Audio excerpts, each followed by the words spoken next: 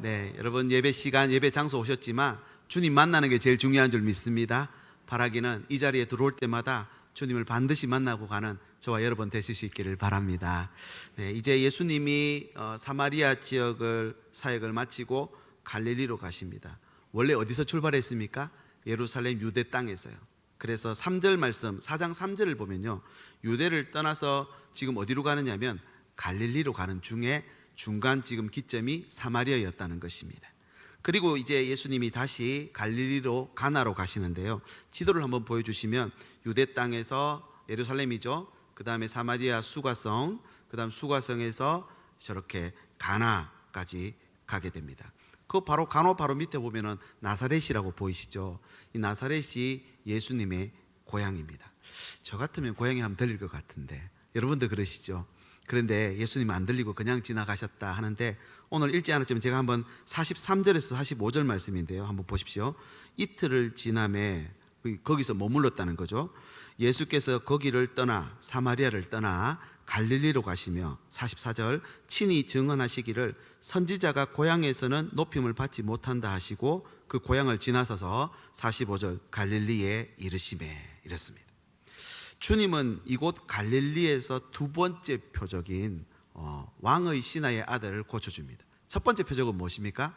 물을 포도주로 만들었던 그 혼인잔치에서 있었던 일이죠. 오늘 말씀을 통해서 볼 수 있는 몇 가지 모습이 있습니다. 첫 번째는 그 예수님을 맞이하는 갈릴리 사람들의 모습이고요, 또 한 가지는 왕의 신하가 예수님 앞에서 보인 모습이라 할 수 있습니다. 그리고 마지막 한 가지는 예수님의 모습입니다. 이렇게 이 이야기가 각각 다른 이야기 같은데 서로 연결되어 있어서 하나의 주제를 만드는 것 같아서 제가 오늘 설교 제목을 동상이몽 이렇게 적었습니다. 각각 마음이 다르다는 겁니다. 그래서 국어사전에 찾아보니까 같이 동행하면서 행동하면서도 속으로는 각각 다른 생각을 하고 있는 모습, 이런 겁니다. 어쩌면 우리가 같은 현장에서 같은 사건을 보고도 다른 마음을 품을 수 있습니까? 없습니까? 충분히 그럴 수 있습니다. 우리가 매주 함께 이렇게 예배를 드리지만 믿음의 크기는 다 다르다 말씀드렸죠. 원하고 바라는 것도 아마 다를 것이고 지난 한 주간 살아온 형편이나 또 오늘 이 앉아있는 기분도 다 다를 것 같습니다. 오늘 이 예수님의 이 사건에도 보면요, 각각 다른 마음들을 찾아볼 수 있는데요, 어떤 마음인지 먼저 한번 보시죠. 첫 번째는요, 사람들의 마음이 있다는 겁니다. 사람들의 마음. 갈릴리 사람들이 주님을 영접했다 했습니다. 45절 말씀 제가 읽어볼까요? 갈릴리에 이르심에 갈릴리인들이 그를 영접하니 이는 자기들도 명절에 갔다가 예수께서 명절 중 예루살렘에서 하신 모든 일을 보았음이더라. 예루살렘 성전을 개혁하고 당시 지도자들 또 백성들에게 큰 경종을 울린 것을 보았습니다. 그들이 보기에 예수님은 마치 이 백성을 위해서 금방이라도 무슨 일을 일으킬 것만 같은 그런 대단한 존재로 보여진 것 같습니다.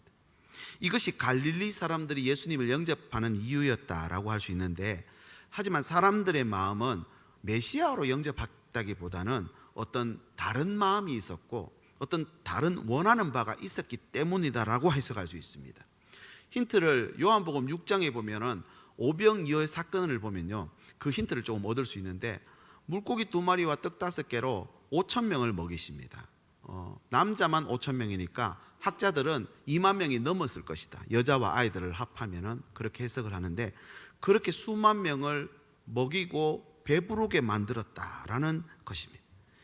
그리고 나니까 이 군중들이 예수님께 대한 반응이, 엄청난 반응이 나옵니다. 임금 삼으려 합니다. 요한복음 6장 15절 읽어보겠습니다. 억지로 붙들어 임금으로 삼으려는 줄 아시고 다시 산으로 떠나가시니라. 예수님이 산으로 도망가 버리셨다는 것. 한번 상상해 보시죠. 아마 겉으로 보기에 그들의 반응은 수만 명의 군중이 모여 있습니다. 그런데 엄청난 기적이 거기서 예수님이 단독으로 펼치십니다. 물고기 2마리와 떡 5개로 수만 명이 먹고 남아있는 광주리를 보고 있던 그 사람들의 마음이 얼마나 흥분이 됐을 거예요. 마치 대규모 마술쇼를요, 혼자서 무대에서 벌인 게 아니라 2만 명이 다 체험하도록 벌인 겁니다. 이런 드라마틱한 현장을 그들이 지금 보고 있었던 겁니다. 아마 그 당시에 신문이 있었으면은 아마 일면에 대서특필이 안 됐겠는가. 나사렛 예수 오병이어의 기적을 베풀다 이래 했지 않겠습니까? 그 일면 사진에는요, 그 먹고 남았는 조각들 모아놨는 12광주리 사진이 아마 크게 나오지 않았을까 싶습니다. 군중들이 환호합니다. 그날 우리 주님의 인기는 하늘을 찌를 듯 했습니다. 그래서 그 군중들은 지금 자신들의 처지를 그만 잊고 말았습니다. 로마에서 식민 지배를 받고 있다는 사실을 잊고는 예수님을 왕으로 삼으려고 합니다. 저분을 우리 왕으로 삼아야겠다. 일단 우리 먹거리부터 책임져 주십시오. 이 수만 군중의 환호를 한번 생각해 보십시오. 어떤 많은 사람들이 모인 곳에서 어떤 사람이 연주를 하거나 아니면 어떤 퍼포먼스를 잘하고 나면 모두가 연호를 합니다. 예수, 예수 이런 식으로. 그러면 우리 2002년도 우리 월드컵 때 우리 선수들이 너무 잘하니까 관중들이 얼마나 응원을 합니까? 대한민국 예수 그리스도 이렇게 된 겁니다. 짝짝짝짝짝짝짝짝짝 예수, 이런 분위기를 여러분 이해하시겠습니까? 이 군중들이 335 수십 명 아니면 수백 명씩 모여서 그 예수를 연호하기 시작합니다. 얼마나 어리석은 사람들의 모습입니까? 표적이라 했었지요. 자신이 메시아라는 것을 보여주기 위해 나타난 표적. 하나님이 아니고서는 설명할 수 없는 기적을 보이셨는데 기껏해야 먹거리를 해결하려니요. 기껏해야 경제 문제, 오늘로 치면 경제 문제를 해결하라고. 이것은 결국 주님에 대해 제대로 알지도 못하고 알고 싶지도 않았던 그 당시 사람들의 수준을 보여주고 있습니다. 그리고 다시 45절 말씀 다시 돌아와 보면 갈릴리 사람들의 영접도 별반 다를 게 없었습니다. 이유가 뭐냐? 명절에 예루살렘 갔다가 본 것 때문이라는 겁니다. 예수님이 예루살렘 성전에 들어가 그 좌판을 엎으시고 그 장사꾼들을 밖으로 몰아내시는 큰 소동이 일어났는데 그 성전 안에 있던 권세자들이나 그 종교 지도자들이 아무 말도 못하는 겁니다. 아무 말도 못할 수 있지 않습니까? 그런데 상황이 다릅니다. 유대인들은 지금 식민 통치를 받고 있기 때문에 사법권이 없습니다. 누굴 처벌하거나 잡아 넣을 수 없습니다. 그런데 로마에서 유대 종교 성전 안에서만큼은 사법권을 부여했고 성전에서 죄를 지은 자는 그 자리에서 처형도 가능한 곳이 바로 이 성전이었습니다. 그럼 백성들에게 성전은 얼마나 존엄하고 위대한 곳이었을까요? 그런데 지금까지 누구도 말을 꺼내지 못했던 이 성전에서 장사꾼들을 몰아내시며 예수님께서 내 아버지 집을 장사꾼의 집, 강도의 구렬로 만드는도다 하며 그것들을 다 몰아내버립니다. 그런데 성전 권세자들이 단 한마디도 못하는 거예요. 왜요? 다 맞는 말을 하는 거거든요. 보기 좋게 한 방 먹여버린 것입니다. 그분의 당당함을 그 백성들이 봤습니다. 그동안 율법의 잣대로 백성들에게 짐지우던 그 얄미운 종교 지도자들의 코를 납작하게 만들어버린 겁니다. 그렇게 되니까 예수님의 인기가 얼마나 높이 치솟았겠습니까? 저 이스라엘 백성은 온 땅에 퍼진 것 같습니다. 수많은 사람들이 예수님 쫓습니다. 4장 1절에 보면 그렇습니다. 거기다가 원래 당대에 최고 인기 있었던 사람이 누구였는지 아시죠? 세례 요한이었습니다. 그런데 이제 세례 요한의 인기를 뛰어넘기 시작합니다. 급기야 그 세례 요한의 제자들이 위기감을 느낄 정도로 예수님의 인기가 올라갔던 것을 3장 26절에 보면 나옵니다. 이것을 갈릴리 사람들이 다 봤습니다. 그런 당시 대세로 떠오르고 있던 스타가 지금 자기 동네로 들어온 것입니다. 얼마나 환대를 했을까요? 예를 들면 이런 거면 요즘 대선으로 인해서 후보자들이 이렇게 지방으로 또 도시로 들어가는 걸 보게 되는데 사람들이 막 많이 모이잖아요. 저는 왜 그렇게 사람들이 많이 모일까 가만히 생각해 보니까 대통령이 될 가능성이 있잖아요. 그럼 그분한테 왔는 짐에 우리 동네 다리를 좀 놔 주십시오. 우리 도시를 좀 개발해 주십시오. 왜요? 지금 그분은 표를 원하고 있기 때문에 말만 하면 다 들어줄 것 같아요. 그러니까 사람들이 많이 몰리지 않겠는가. 아니면 여러분 예전에 우리가 직선제, 대통령 선거 직선제로 바뀌었을 때 정말 어마어마한 군중들이 운집했던 것을 여러분 기억하십니까? 대선 후보가 나와서 연설하면은 여기저기서 얼마나 크게 환호하고 여의도 광장 뭐 크게 모이는 곳에서는 전부 다 사람들이 끝도 없이 몰려들었던 걸 어린 저도 기억이 나는 것 같습니다.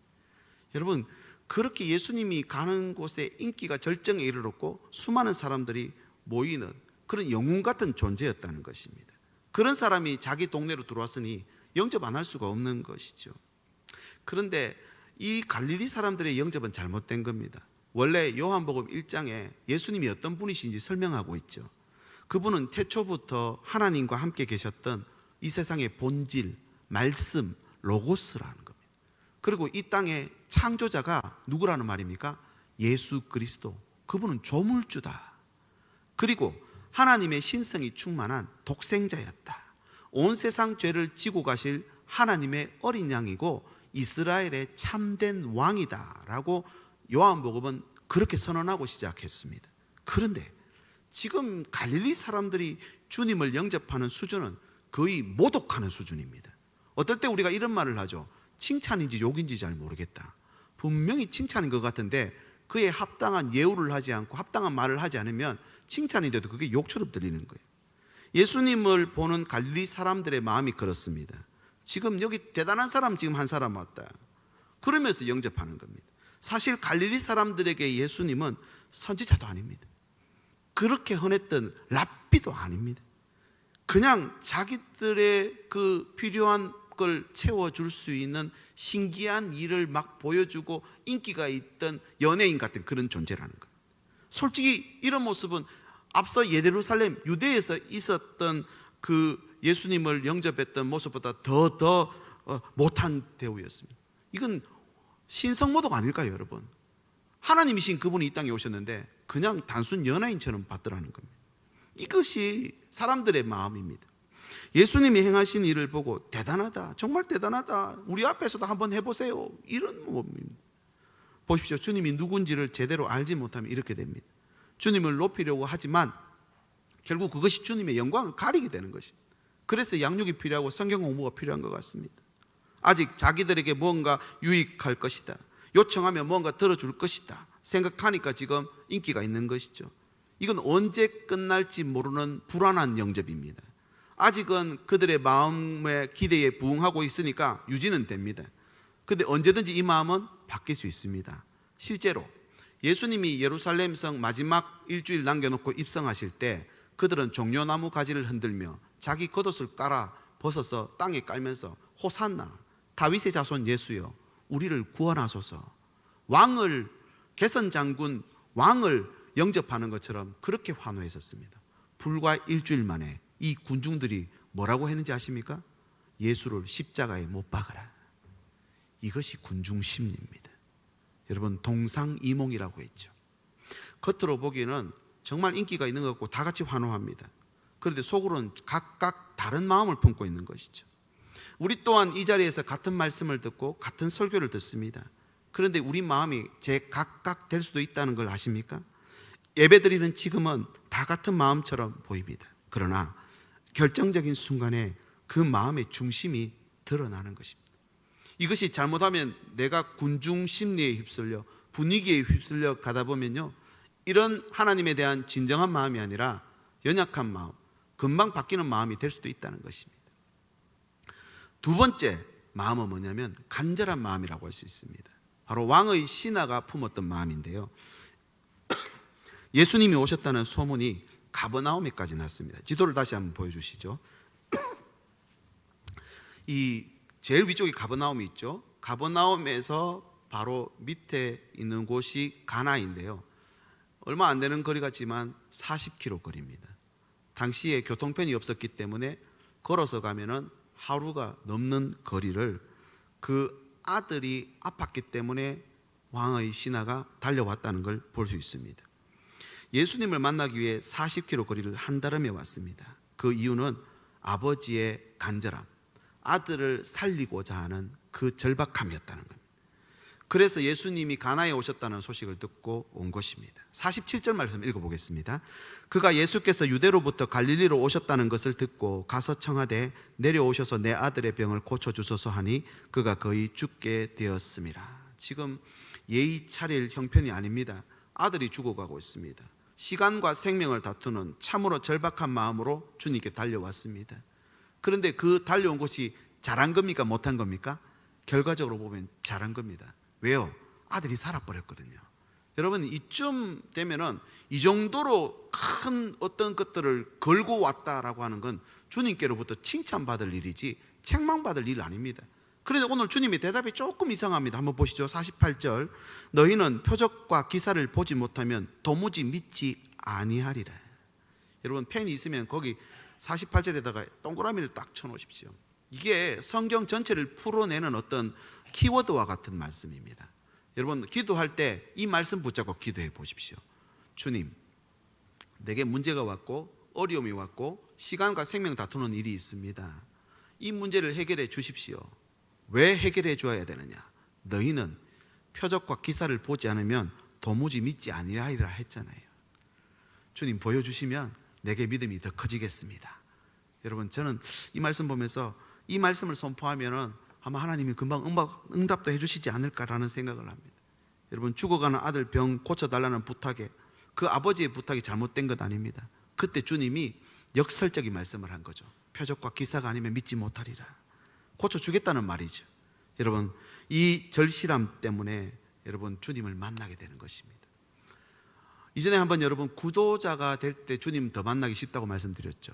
근데 이 구도자는요 내 삶의 본질을 찾고 또 내 삶의 의미를 찾아가는 것이기 때문에 이렇게 말씀하실지도 모르겠습니다. 그런 구도자의 삶은 여유가 있을 때나 가능한 것이지 요즘처럼 바쁘고 혼란스럽고 정신없는 이때에 그런 여유를 어디서 찾겠습니까? 할 수 있지 않습니까? 아마 성경은 하나님은 우리의 본성을 너무나 잘 아시기 때문에 오늘 또 표적과 기사를 통해 우리로 하여금 믿게 하는지 모르겠습니다. 여러분 그는 지금 주님을 어떤 분으로 보고 왔습니까? 아들의 병을 고쳐줄 분으로 믿고 왕 것입니다. 왕의 신하, 공직자죠. 필요한 다른 사람들보다 높은 지위와 사회적 어떤 계층을 형성하고 있는 사람인 것 같습니다. 경제적으로 정치적으로 부족한 것 없고 누릴 만큼 누리던 사람입니다. 그런데 그가 어떻게 주님을 만나게 됐는지를 보십시오. 이도 저도 못하는 상황이 되니까 두 손 두 발 들고 주님 앞에 나온 것입니다. 세상적으로 모든 것을 갖춘 사람은 그만큼 주님 만나기가 어렵다. 그죠?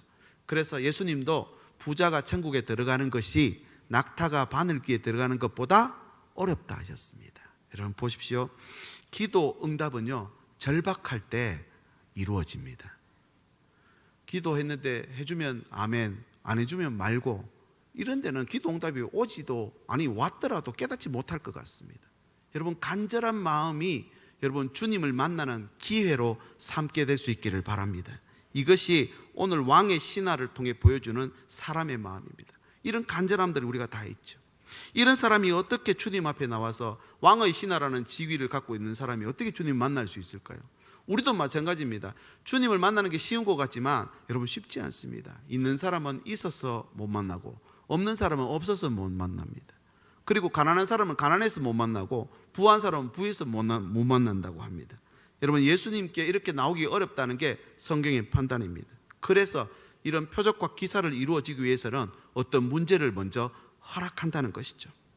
그러면은 우리 삶에 찾아온 절박함과 간절함이라고 하는 건 어쩌면 불가피한 일인지도 모르겠습니다. 왜냐하면 이 문제를 주님 앞에 가져오도록 하기 위해서 문제를 허락한 거죠. 목적은 무엇입니까? 만나기 위함입니다. 그럼에도 불구하고 우리에게 이런 일들 안 일어나면 좋겠다라는 제가 설교 준비하면서 생각이 들더라고요. 될 수 있으면 우리 모든 성도들의 가정과 일터에는 이런 절박하고 간절한 일이 안 생길 수 있기를 소망합니다. 그런데 여러분 안 생길 수가 없죠. 제가 이런 마음이 들더라고요. 예수님은 직접 만나시기 바랍니다. 그러나 이런 절박함과 간절함은 간접으로 체험해도 됩니다. 아멘이십니까? 니고데모도 그렇게 간접 체험함으로 구원받았잖아요. 우리가 지난주까지 살펴본 사마리아 여인도요 인생을 포기하고 살았습니다. 그런데도 주님 만남으로 그가 간접 체험 통해서 주님 만나게 되는 것입니다. 어떤 분이 그랬다잖아요. 고구마 전동왕인 이 김기동 집사님이 간정 집회를 통해서 정면 충돌 통해 가지고 하나님 예수님을 믿게 됐다라고 간정을 잘 하고 내려왔으니까 어떤 권사님이 집사님한테 뛰어와 가지고 집사님은 참 좋으시겠어요. 간정이 확실하잖아요. 그랬더니 집사님이 이런 대답을 합니다. 권사님도 직접 한번 체험해 보세요. 그러면 확실해질 거니까. 아무 말도 안 하고 돌아가시더라는 겁니다. 말의 앞뒤가 안 맞는 거죠. 여러분 이런 경험은요 간접 경험으로도 충분합니다. 말씀 듣고 내가 돌았으면 됩니다. 예배를 통해 결단하고 한 주를 새롭게 시작하면 간절하고 절박한 상황이 안 오더라도 구원을 체험하고 믿음이 자라가게 되는 줄 믿으시길 바랍니다. 그래서 처음 예수님은 말씀을 주시고요, 말씀이 안 되면 경고를 하시고 책망하십니다. 그래도 안 되면 어떻게 할까요? 다른 조치가 우리 앞에 문제로 나타난다는 사실을 기억하셔야 합니다. 그럼에도 불구하고 우리 삶에 간절한 일이 있습니까? 없습니까? 일어납니다. 그럴 때 우리는 어떻게 해야 될까? 바로 주님을 만나야 된다는 것이죠. 그리고 주님을 만남을 통해 해결받고 그냥 돌아가면 되는 것이 아니라 주님께 모든 것이 있다는 사실을 깨닫고 그와 동행하는 것입니다. 문제 해결의 목적이 아니라 만남이 목적이기 때문이라는 걸 기억하셔야 됩니다. 아무리 내게 큰 문제가 해결되었다 하더라도 주님 못 만나면 소용없습니다. 아무리 목이 터져라 기도하고 목이 터져라 찬양하고 한순간도 빠짐없이 그 자리에 참석했다 하더라도 주님 만나지 못하면요, 그거는 실패한 거라는 겁니다. 우리 주님 포기하지 않습니다.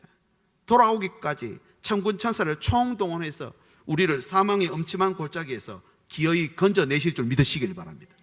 여러분, 그래서 문제가 왔다, 당장 해결 안 받아도 마지막 내가 죽음의 순간에 구원받으면 성공한 인생입니다. 아멘이십니까? 내가 남부럽지 않게 오늘을 살아가고 있지만 마지막 죽는 그 순간에 주님 못 만나면, 구원 못 받으면 실패한 인생이라는 것입니다. 그래서 우리의 믿음의 크기는 다 다릅니다. 어쩌면 올 한 해 저와 여러분의 믿음이 동상이몽이 아니었는가를 반드시 점검해보는 연말이 되셔야 됩니다.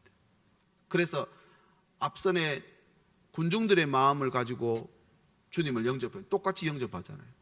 그리고 이 왕의 신하처럼 간절한 마음으로 영접하는 것도 똑같아 보입니다. 그런데 이 왕의 신하는요, 진짜 신앙이었던 것 같아요. 왜냐하면 주님을 통해서 그의 온 집이 구원을 받게 됩니다. 이것이 주님의 마음입니다. 그래서 마지막 세 번째는요, 예수님의 마음이 따로 있습니다. 예수님의 마음. 예수님의 목적은요, 말씀드린 대로 병 고침이 목적이 아니었습니다. 이 왕의 신하를 만남을 통해서 믿음을 주시기 위함이죠. 그래서 50절에 뭐라고 하느냐면, 가라, 네 아들이 살아있다, 이렇게 말씀한 겁니다.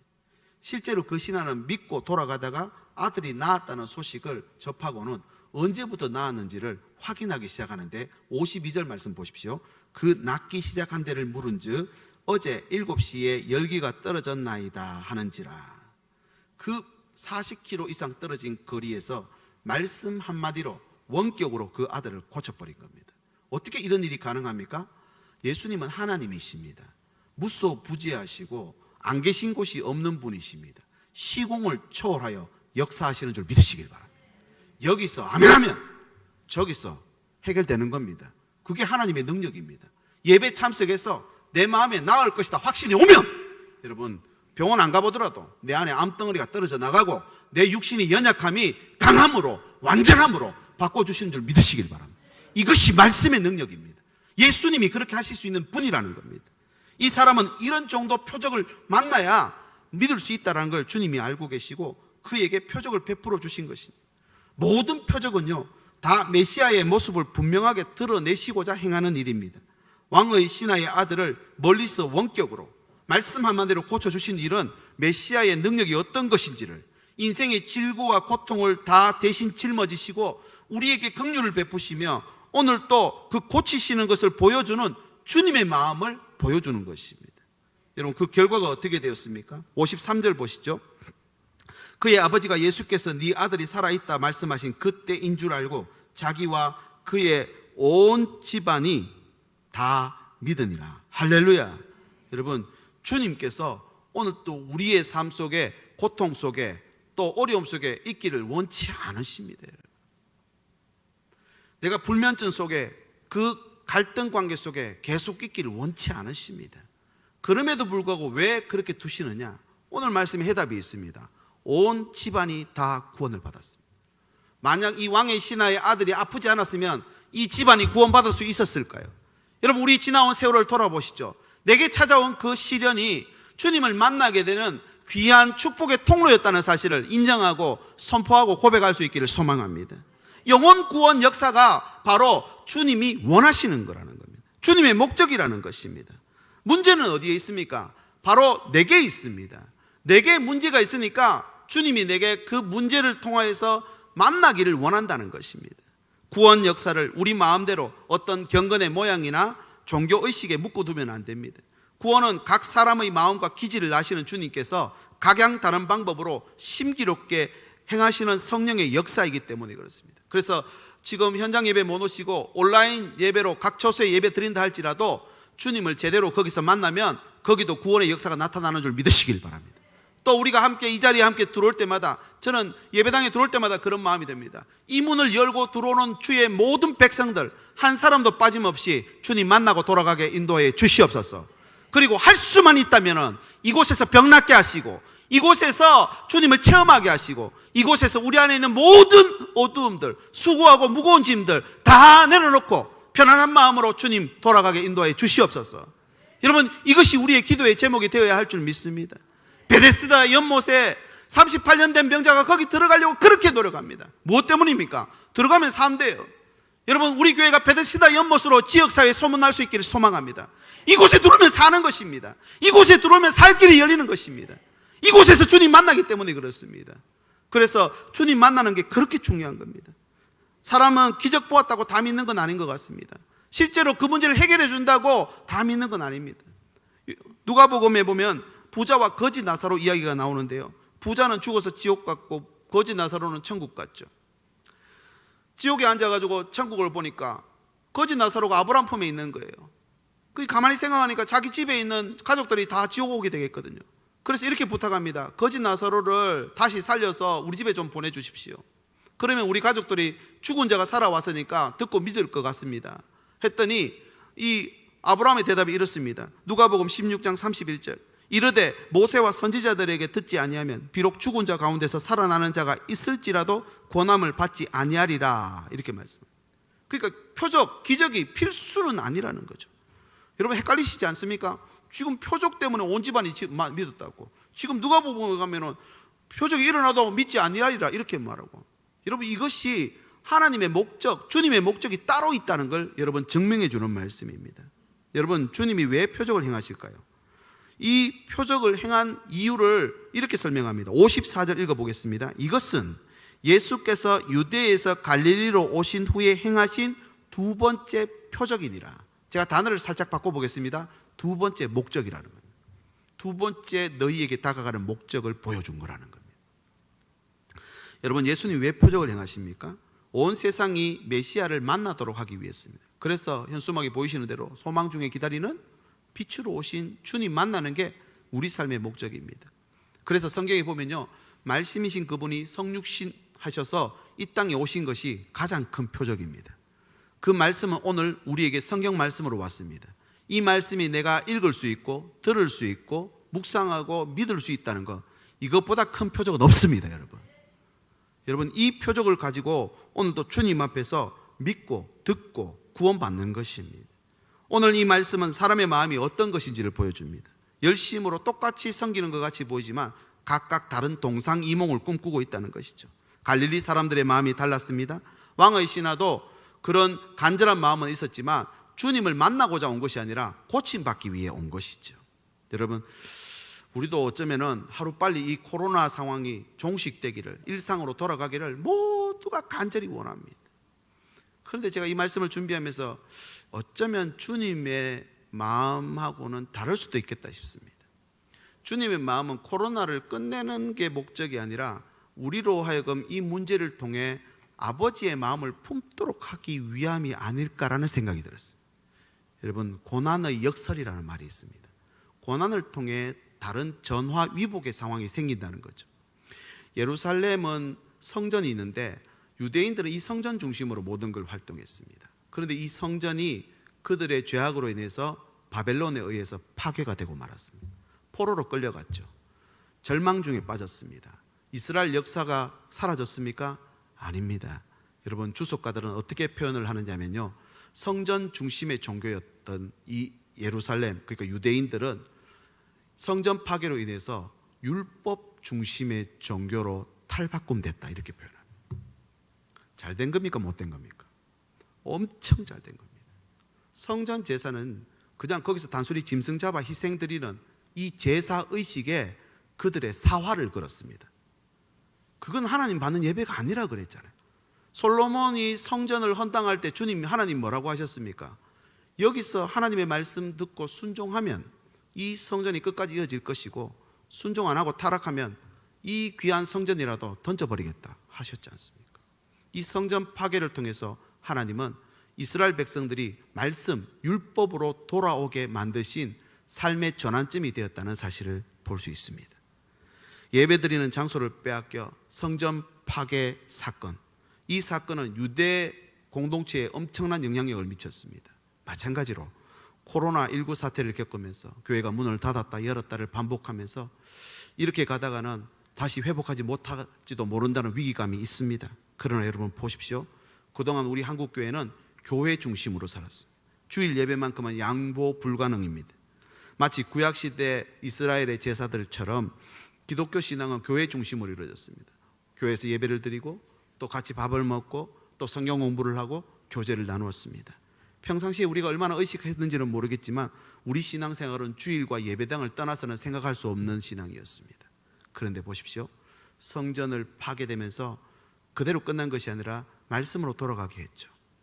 하나님께서 잠시 예배당의 문을 닫고 또 사회적 비난을 감수하면서 이렇게 이어갈 수 있게 만든 것은 아마 우리로 하여금 교회 중심이 아니라 복음 중심, 생명 중심, 하나님의 능력 중심으로 살아가도록 우리를 탈바꿈시키기 위한 하나님의 섭리라는 사실을 기억하면 좋겠습니다.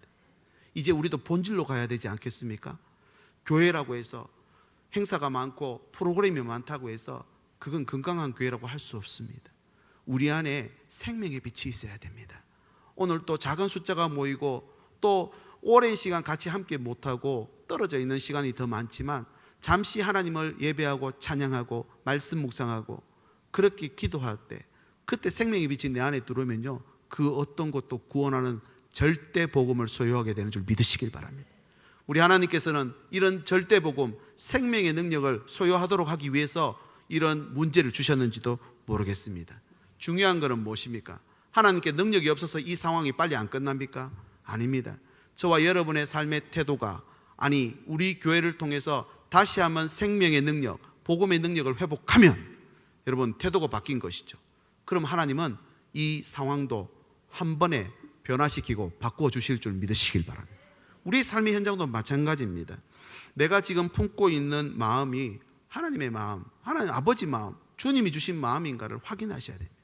내가 지금 하고 있는 말이 주님의 말인지, 내가 지금 행동하려고 하는 이 행동이 주님이 주신 마음으로 하는 것인지, 아니면 다른 뜻을 품고 여기서 아닌 척 하면서 동상이몽 다른 꿈을 꿈고 있으면 여러분 전혀 다른 결과가 나올 것이라는 것입니다. 그래서 아버지가 원하는 게 있습니다.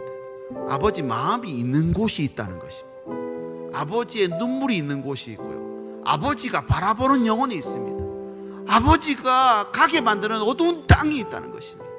그곳을 바라보고 하나님의 뜻을 이루기 원하면 내가 잘 되든 못 되든, 높은 데 있든 낮은 데 있든 그 어떤 것도 상관이 없습니다. 왜냐하면 주님의 뜻을 이루는 삶이거든요. 우리 믿음의 선진들이 그렇게 살아오셨습니다. 이제 우리도 이 2021년 연말을 보내면서 하나님, 이번 이 한 해 동안 우리를 인도하셨으니 새해도 잘 될 줄 믿습니다, 이런 고백이 아니라, 동상이몽을 꿈꾸는 것이 아니라 정말 아버지의 마음을 품고 아버지의 사랑을 가지고 주님의 사랑이 필요한 곳에 내 발걸음이 옮겨지게 하고 내 눈이, 내 손이, 내 발이 향할 수 있도록 주여 함께 주시옵소서. 우리 그렇게 한번 같이 한번 기도하고 찬양하도록 하겠습니다. 하나님 아버지 감사합니다. 오늘 이 아침에도 저희들을 붙잡아 주시고 하나님의 말씀으로 우리의 마음을 깨워주시니 감사를 드립니다. 깊은 영적인 잠에 빠져서 오늘 또 어디로 가야 할지 이 혼란 가운데 아버지 방황하는 주의 백성들을 붙잡으시고 아버지의 마음을 품을 수 있는 이 귀한 예배 시간이 될 수 있도록 주여 인도하여 주시옵소서. 연말을 보냅니다. 들뜨고 또 함께 축제로 보내는 것이 아니라 아버지 그동안 살아왔던 내 삶을 돌아보고 오늘 또 내가 동상이몽을 꿈꾸고 있는 것은 아닌지, 그렇다면 빨리 이 깊은 잠에서 깨어나서 주님의 마음을 품는 저희들의 삶이 될 수 있도록 주여 인도하여 주시옵소서. 예수님의 이름으로 기도드립니다. 우리 자리에 일어나셔서 함께 이 찬양 드리겠습니다. 아버지 당신의 마음이 있는 곳에 나의 마음이 있기를 원해요. 아버지, 당신의 눈물이 고인 곳에 나의 눈물이 고이길 원해요. 아버지, 당신이 바라보는 영혼에게 나의 두 눈이 향하길 원해요. 아버지, 당신이 울고 있는 어두운 땅에 나의 두 발이 향하길 원해요. 나의 마음이 아버지의 마음 알아. 내 모든 뜻 아버지의 뜻이 될 수 있기를 나의 온 몸이 아버지의 마음 알아. 내 모든 삶 당신의 선택이기를 나의 마음이 아버지의 마음 알아. 내 모든 뜻 아버지의 뜻이 될 수 있기를 나의 온 몸이 아버지의 마음 알아. 내 모든 삶 당신의 선택이.